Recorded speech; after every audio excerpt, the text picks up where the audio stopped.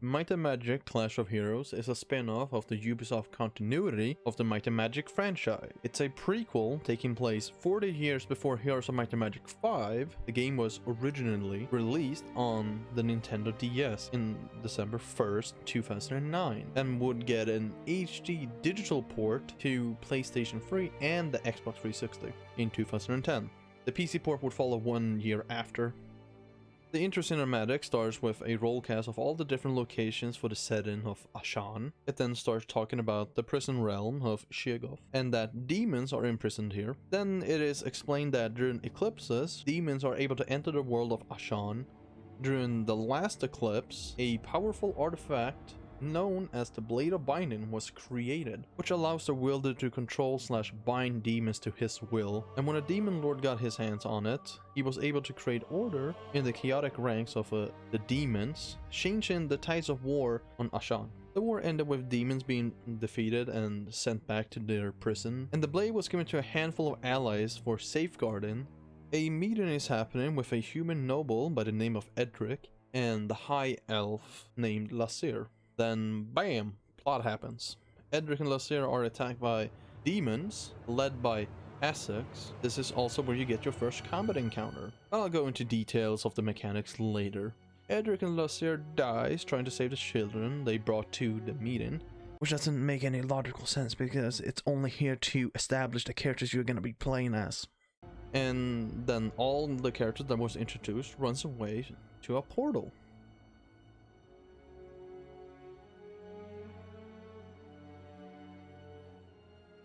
So before we begin into how the combat functions, I need to talk about the soldiers and the troops that you're going to be using throughout the game. There are 3 categories of troops. We have the core units, which you get for free, usually, by either completing a event or you immediately start from the beginning. Then we have the elite, which you usually get a free copy of a amount of them, but you need to buy them. And then we also have the champion tier, which you also need to buy. What is it that distinguishes them from each other? Well, let's go into the combat mechanics. Combat in this game takes place in a 6x8 grid where you have to match up 3 of same troop and the same color in order to either attack or make walls, which is used for defensive purposes. The way that you do it. So the way that you match up to get a wall is by doing it horizontally, and in order to attack you need to put 3 in the vertical plane. So you have attack and making walls. Then you also have a magic meter, which is hero specific, and magic is built up by dealing damage directly to the enemy player or taking damage. I have to say, I do enjoy the combat system in this game. Like, it's easy to pick up, it's pretty simple on paper, but it also has some amount of planning going into it, because you can try to set up like a specific thing that allows you to get like 2 additional moves by comboing 2 different lines in one go. Anyway, back to explaining the combat system. Depending on who goes first, you get a set amount of moves that you can do. For example, if you go first, then you have 2 moves to do on your first turn. But if you go second, then you have 3 moves to do, and then it just goes for 3 moves for each player. Or there are also ways to save your move points. So one of the prime examples of being able to save a move, it is by removing a troop that then lines up and makes either a wall or a fusion attack, as it is called in this game. Then you will regain your move from removing that one troop that made infusion. Or then I was also going to be talking about elite and champion and what is it that distinguishes them from core units. The core units is going to be the majority of your army. You can mainly have like 4 to maybe 5 elite units and then have like maybe 2 champions out at the same time. But that is based on RNG, but like you will always have core units out on the battlefield. But one of the main distinguishing features between elite and champions and core units is that core units takes up a square of 1x1. So it just takes up 1 square entirely. Elite units takes up a square by 2x1. So it will take 2 on the vertical plane and 1 on the horizontal plane. Champions takes up a square of 2x2. and that is one of the primary distinguishing features between the different troops. In order to activate elite and champion units in this game, you need to have the same color. For elite, you only need 2 behind it in a vertical manner, and for champions, you need a 2x2 square behind them. There's also a minor thing that can also affect combat, and that is artifact. While you are adventuring during the chapters, you can fight and find artifacts, either by completing side quests or just exploring the little that you have. You can get artifacts that will affect you in combat. For example, you can either get additional health, get an additional move, maybe your troop deals more damage, maybe one of your troops have one of their turns go faster. Also, when it comes to the way that when they are attacking, units has a number next to them, and this number will show you how long it will take for them to activate their attack. And they will also have another number which shows you their power in total, and the power will increase as long as they aren't at maximum, which is determined by their level.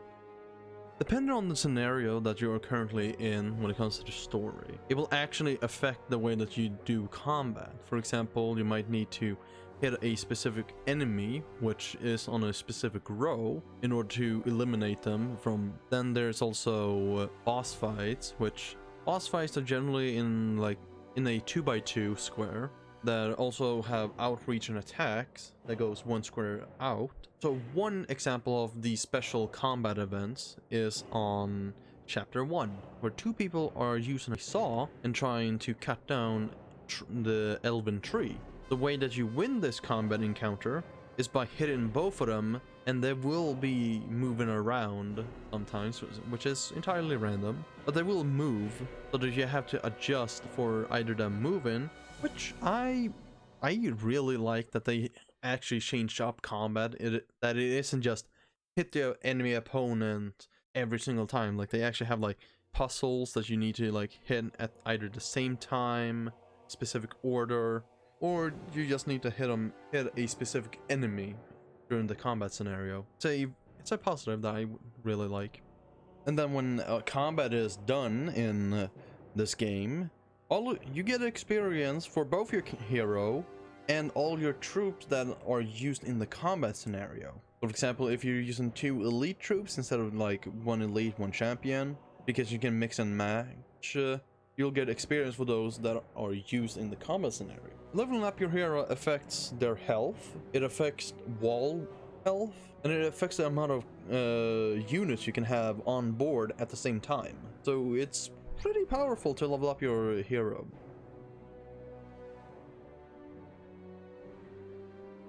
When it comes to visuals, the game is pretty obviously based around anime, which is a welcome addition because it's not a main line of the series.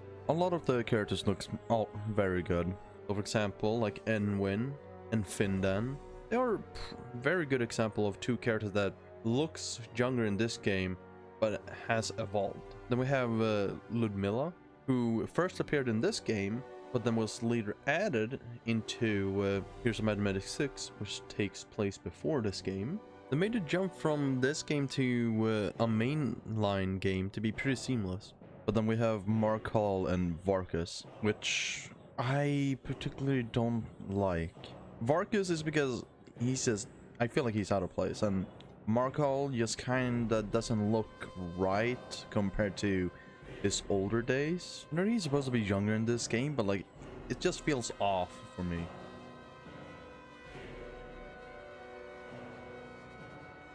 When it comes to sound effects, you're mainly going to be hearing all the sound effects in combat. When it comes to this game's sound effects, it's more of like that it gets the job done over being like spectacular.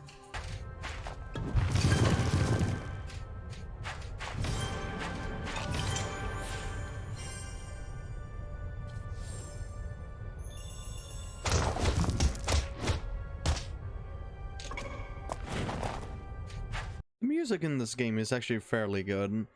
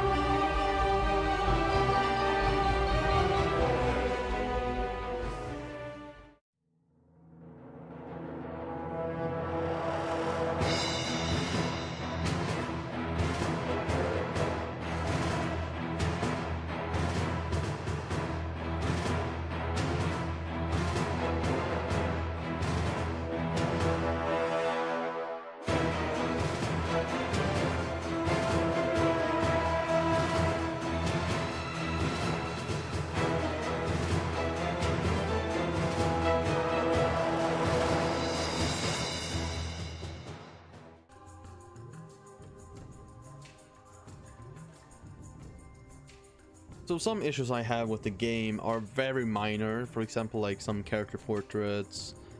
But now we're actually going to be talking about a serious issue, and that is being chapter 5. So in chapter 5, one of the main problems I have is that you start at level 7 in that, with a level 1 army. So since you start at level 7, that means the enemies are scaled up to be level 7 or above, which means that combat is going to be dragging on for a long time. Because at most, you can deal 8 points of damage with a core unit, or you can deal 23 damage with the elite mage unit. Opponents at this point have around like 50 to 60 health. It's just annoying. It just drags on and the pacing goes out the window. And also, when it comes to the points of damage you do, this is counting if you don't hit any walls or any core or any troops on your opponent's side. If it is just a direct line hitting your opponent. And I feel like that's one of the main problems I have with the game. It's just chapter 5 by itself. So let me tell you how long it took me to play through all the chapters. It took me about 2 hours and 30 minutes each chapter, with like an 80% clear rate. As in, I try to go for side stories and artifacts that you can only do by doing side stories, and collect most things. In chapter 4, it took me 4 hours to just play through the main game without doing any side content. It took me 4 hours because combat dragged on for so long. And the reason for why it's fine in each other chapter is because you're building up your strength to become more stronger with your army and gain more health. But in this, you don't have the damage output to deal with the enemies as effectively as before, and you are not going to be dying quickly either. It's just a slogfest. And then there is also troop balance or unit balance. Some of the troops are just damage sponging. Like, you legitimately can't like do a lot against these two particular, which are the knights, which you need to deal like 30 points of damage to remove like 10 points of damage, or remove 10 points of power from him. And then ghosts that can't actually take any amount of damage besides if you're fighting a death knight.